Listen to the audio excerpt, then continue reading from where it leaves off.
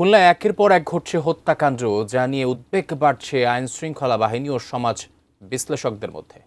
সাম্প্রতিক সময়ে আলোচিত ঘটনাগুলোর অন্যতম নগরীর সোনাডাঙ্গা এলাকার সৎবাবার হাতে একই পরিবারের 2 শিশুসহ তার নানিকে হত্যার ঘটনা।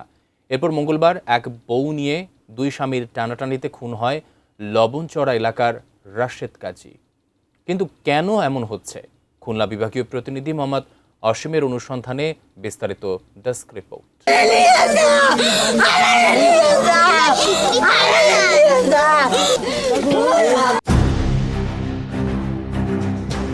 খুলনার রূপসা মাস্টারপাড়া এলাকার ফাহিমা খানম 6 বছর আগে বিয়ে করেছিলেন ইমরান নামে এক যুবককে।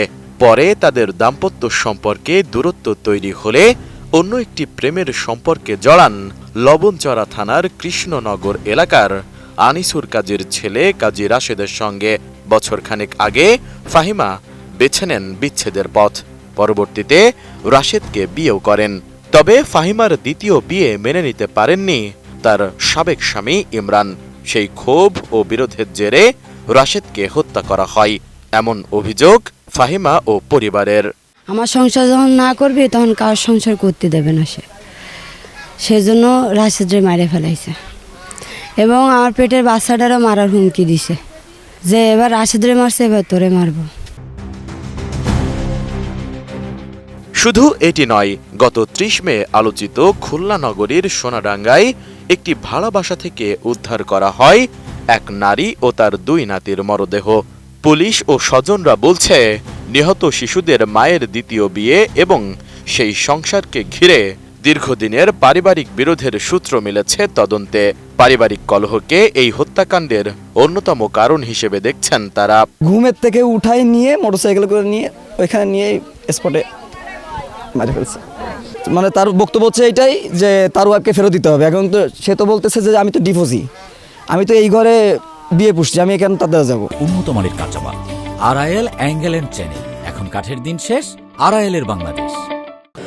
আসলে আমি বাসায় ছিলাম, আজকে আমার মাগরিবের একটু আগে আমার এক বন্ধু ফোন দিছে, যেরকম তোমার ছেলে ওই বাসায় তাদের ঘর থেকে গন্ধ বেরোচ্ছে বিশ্রী। তা আমি বলছি কীভাবে? করছে এই ব্যাপারে তুমি তাড়াতাড়ি আসো। এরপর আমি আসার পরে আমি দেখি যে বাসায় এরকম তখন শুনি আমার সন্তানদের, আমি ঈদের দিন সকালবেলাও তাদের সাথে একসাথে ছিলাম, আমি মাংস দিয়ে গেছি। মনোবিজ্ঞানীরা বলছেন, এসব ঘটনাকে শুধু নারী বা পুরুষ কেন্দ্রিক দৃষ্টিভঙ্গিতে দেখলে প্রকৃত কারণ আড়াল হয়ে যায়। সম্পর্কে অবিশ্বাস, সামাজিক অবক্ষয়, আইনি প্রক্রিয়া এড়িয়ে ব্যক্তিগত প্রতিশোধ এবং ক্রোধ নিয়ন্ত্রণে ব্যর্থতাই অনেক ক্ষেত্রে হত্যাকাণ্ডের মূল কারণ হয়ে দাঁড়াচ্ছে। আমরা কিন্তু বিভিন্ন অপরাধের সঙ্গে একের পর এক সম্পৃক্ত হয়ে যাচ্ছি, কিন্তু সেখান থেকে পরিত্রাণের পথগুলো কিন্তু আমরা কখনো খুঁজে দেখতে চাচ্ছি না বা দেখতে পাচ্ছি না। সেই কারণে অপরাধ যতই বাড়বে তখন সমাজে তখন যে অপরাধ পরবর্তী যে ঘটনাগুলো সেগুলো বাড়ছে। সেই কারণে যে ধরেন বহু বিবাহ বা আমাদের যে কমিটমেন্ট সেই জায়গাটাও কিন্তু এখন অনেকটা নষ্ট হয়ে গেছে। আইনশৃঙ্খলা বাহিনী বলছেন, খুলনায় সাম্প্রতিক সময়ে একের পর এক হত্যাকাণ্ডের পেছনে উঠে আসছে প্রেম, দাম্পত্য কলহ, একাধিক বিয়ে, বিচ্ছেদ পরবর্তী বিরোধ কিংবা সম্পর্কের জটিলতার মতো বিষয়। কোথাও এক নারীকে কেন্দ্র করে 2 পক্ষের দ্বন্দ্ব, এছাড়া মাদক বিক্রি ও আধিপত্য বিস্তারকে কেন্দ্র করেও হত্যাকাণ্ডের ঘটনা ঘটছে বলে জানাচ্ছে পুলিশ।